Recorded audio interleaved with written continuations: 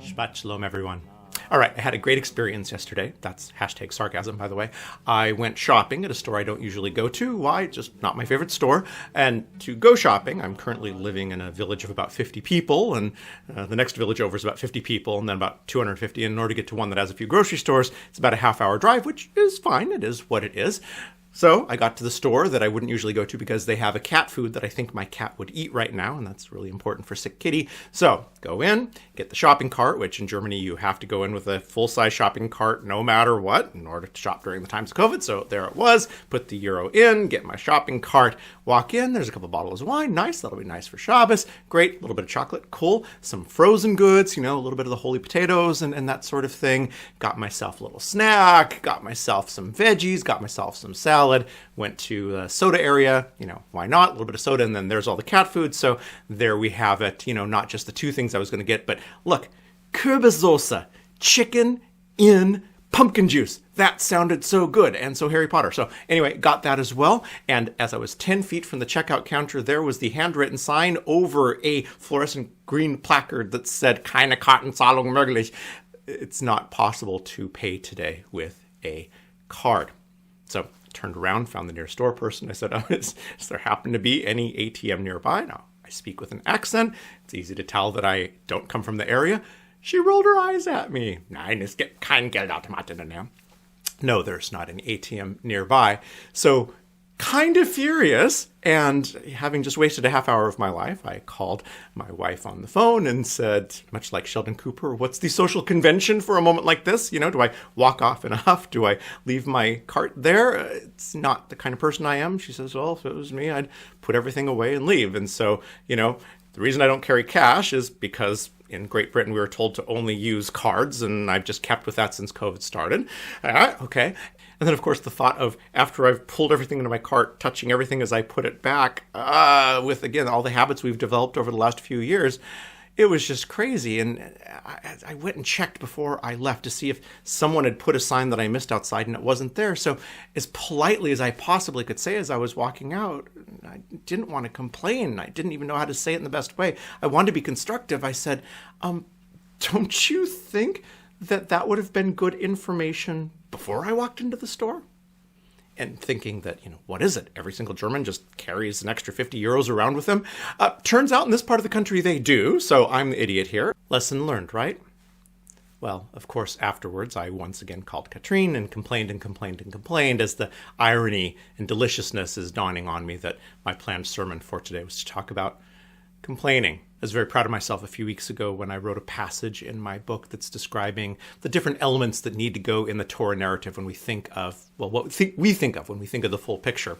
And I was asking the question, when did Judaism begin in the Torah narrative? Which I think is actually a very clever question because there are many different answers you can give that have different arguments.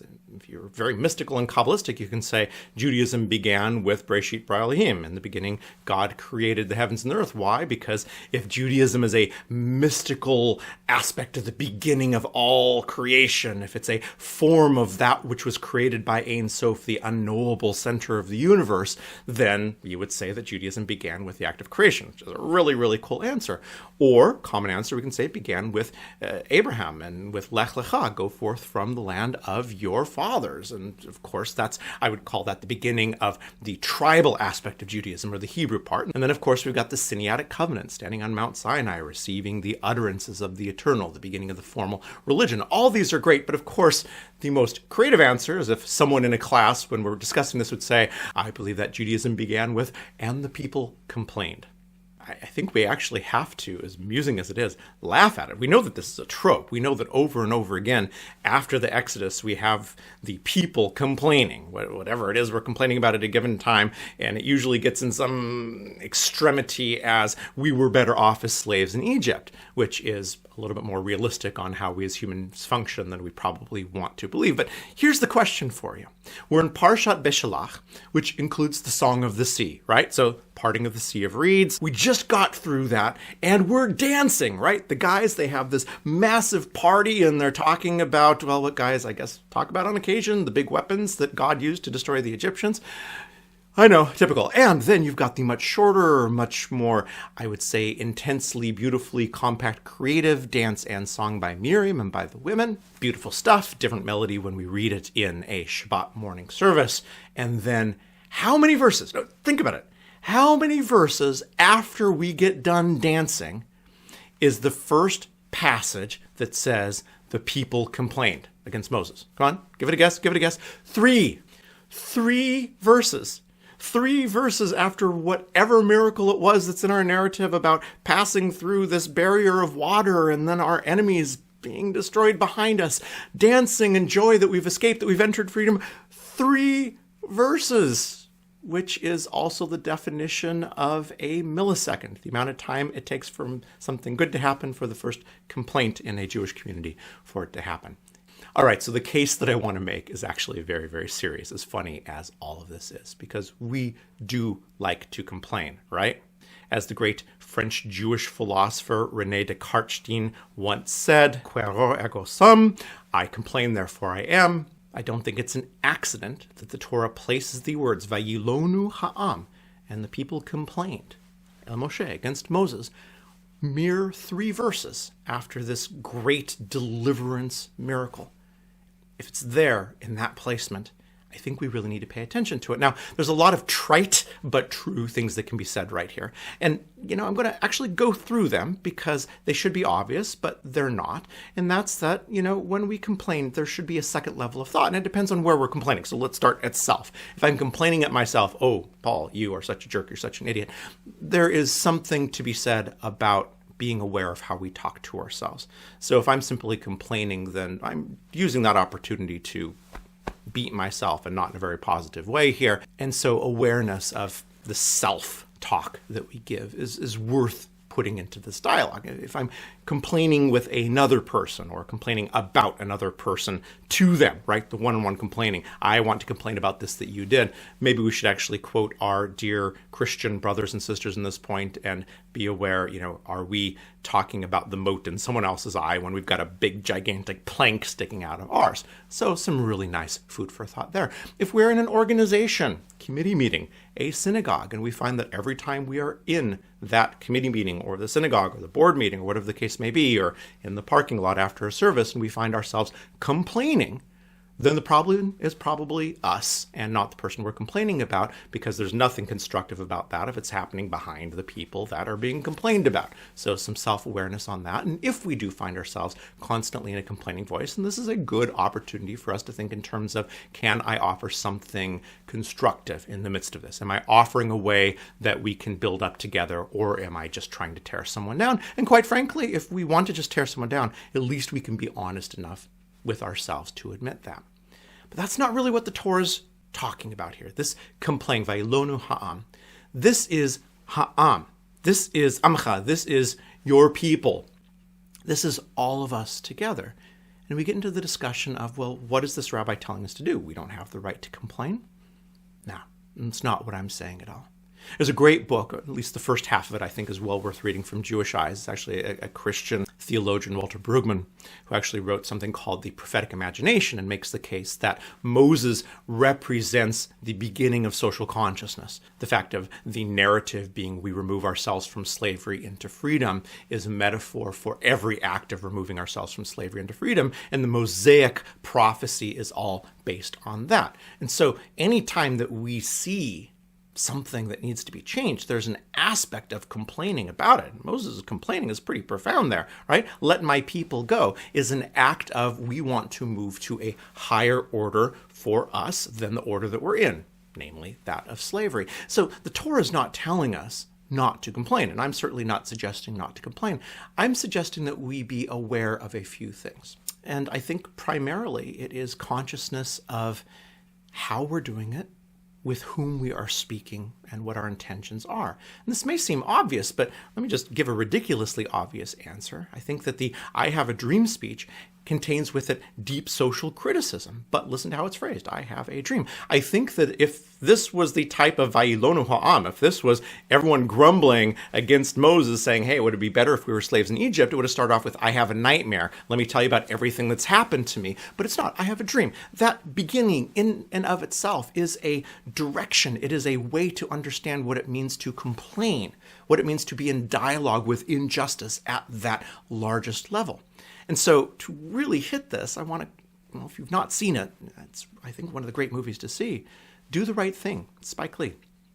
At the end of the movie, I'm sorry, spoiler alert, but it's been around for a while.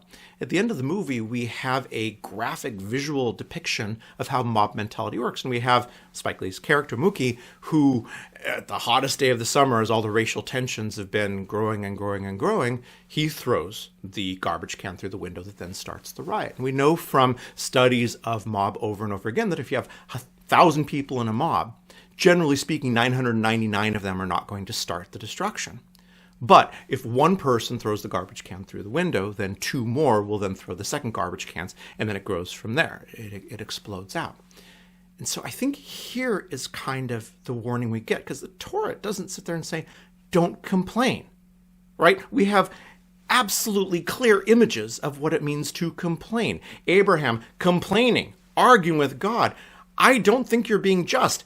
If there are 50 righteous people that I can find in the city, will you not destroy them? It's a type of complaining. It's a dialogue. It's a discussion. It's disagreement. It's arguing. But it's a type of complaining. Listen, Moses, several times, this is unjust. A back and forth with divinity. But let me just show two different incidences of complaining on how at this global level it works. So one of the complaints was Moses taking too much on himself, and two people complained about it in two radically different ways. The first person who complained about it was Yitro, Jethro. So it was Zipporah's father, Moses' father-in-law, who takes Moses aside and says, listen, you're going to burn yourself out, kid.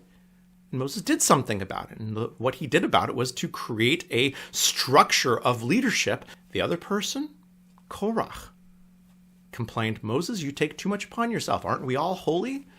Of course, this complaint didn't happen Korach to Moses saying, let's have a discussion. This was Korach in front of 2,000 of his favorite followers who are sitting there ready to throw, after Korach does, the first barrel through the window of Mosaic leadership. And the result is significantly less constructive than Yitro's. I'm all for complaining.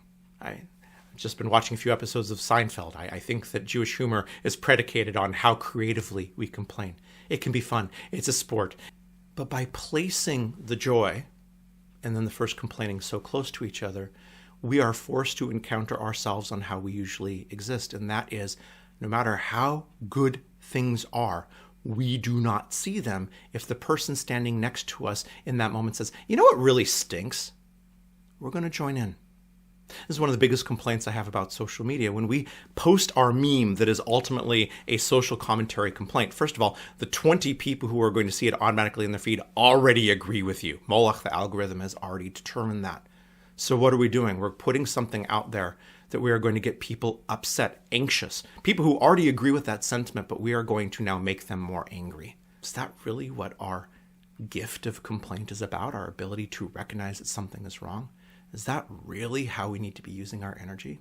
I think what this boils down to is whenever we voice our complaint, to look around. Because if we're the first ones to say the words, we are the ones with the trash can that is about to be thrown through the window. As soon as we say, you know what really stinks? 2 people are going to jump right in. And as soon as they do, 5 more will. And next thing you know, we've got an entire room of people that were dancing minutes ago who now all of a sudden are complaining that fast. We have an obligation to see what's wrong around us. We have an obligation to change it and demand it be changed, to be a part of the constructive changing of that. But Torah is wise enough to show just how it usually happens. One last thought. Vayilonu ha'am, the actual Hebrew, and the people complained. The verb vayilonu is a specific form, nifal, and the root is dealing with to camp or to lodge. And there's a profound truth behind this, because notice that once we've begun the complaining, we want to stay there. Once we've begun the act of tearing something down, it feels so good. It feels so comfortable to stay in that place. And when we encamp in our complaints, we don't move forward. We don't progress. The very reason we want to complain is because we think something is wrong, but the very act of complaining, how we usually do it, destructively instead of the Yitro to Moses, constructively, the very act of doing that means that we're not going to make a change. We're only going to be in the process of tearing down. Wisdom of the Torah here has smacked me along my head this week. I want to be more aware of this because I'm working through this just like the rest of you are. Shabbat Shalom, everyone.